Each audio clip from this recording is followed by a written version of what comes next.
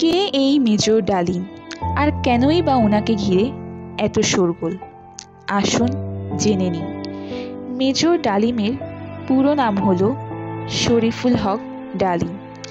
তিনি 1946 সালে 2 ফেব্রুয়ারি ঢাকা শহরে জন্মগ্রহণ করেন।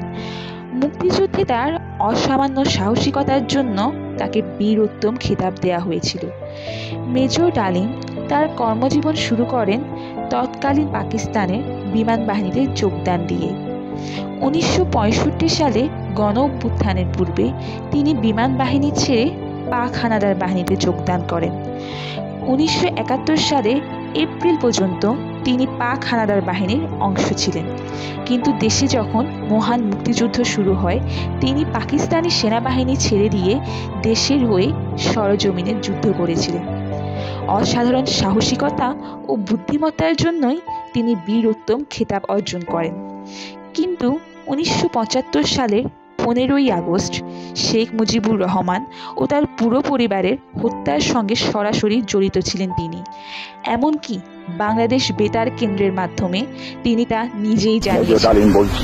সকাল হতে খন্দকার মুশতাক আহমেদের বলিষ্ঠ নেতৃত্বে সামরিক বাহিনী ক্ষমতা দখল করিয়াছে। শেখ মুজিব ও তার খুনি দুর্নীতিবাজ সরকারকে উৎখাত করা হইয়াছে। এখন হতে সারা দেশে সামরিক আইন জারি করা হলো। আপনারা সবাই আমাদের সাথে সহযোগিতা করুন। আপনারা নিশ্চিন্ত থাকুন, কোনো অসুবিধা আপনাদের হইবে না। বাংলাদেশ জিন্দাবাদ। কেন করেছিলেন তিনি এই কাজ? গুঞ্জন আছে শেখ কামাল নাকি তার স্ত্রীকে তুলে নিয়ে গিয়েছিলেন। আসলে কতটা সত্য এই কথাটি?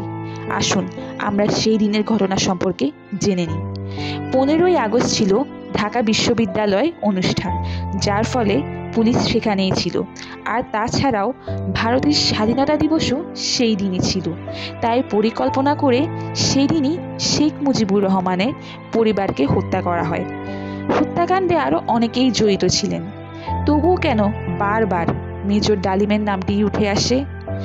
গুঞ্জন আছে শেখ মুজিবের সন্তান শেখ কামাল মেজর ডালিমের স্ত্রীকে তুলে নিয়ে হেনস্থা করেছিলেন, অথচ শেখ কামাল ও মেজর ডালিম বন্ধু ছিলেন।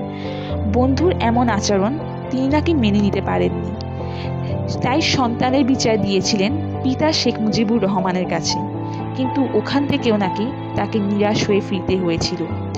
ধারণা করা হয় সেই আক্রোশ থেকেই নাকি তিনি এই হত্যাকাণ্ডে জড়িয়ে পড়েছিলেন, কিন্তু এর সঠিক তথ্য আজও খুঁজে পাওয়া যায়নি। এমনকি মেজর ডালিমের লেখা তার বইতেও এর কোনো উল্লেখ নেই। মুজিব হত্যার পর মেজর ডালিম কিংবা বাকিদের কোনো বিচার করা হয়নি, বরং মেজর ডালিমের পদোন্নতি হয়। 1995 সালে তারও অবসান ঘটে, কিন্তু বর্তমানে তিনি কোথায় আছেন আর কোন জায়গায় আছেন তার সূত্রপাত কোথাও পাওয়া যায়নি। শোনা যায় তিনি ইউরোপের কোনো এক দেশে রয়েছেন নিজের পরিবারের সঙ্গে, এছাড়া আর কিছুই শোনা যায়নি। আমাদের ভিডিওটি যদি ভালো লেগে থাকে তাহলে একটি লাইক দিন, কমেন্ট করুন এবং শেয়ার করুন। আর এরকম আরও নতুন নতুন আপডেট পেতে হলে চ্যানেলটি সাবস্ক্রাইব করুন। ধন্যবাদ সবাইকে।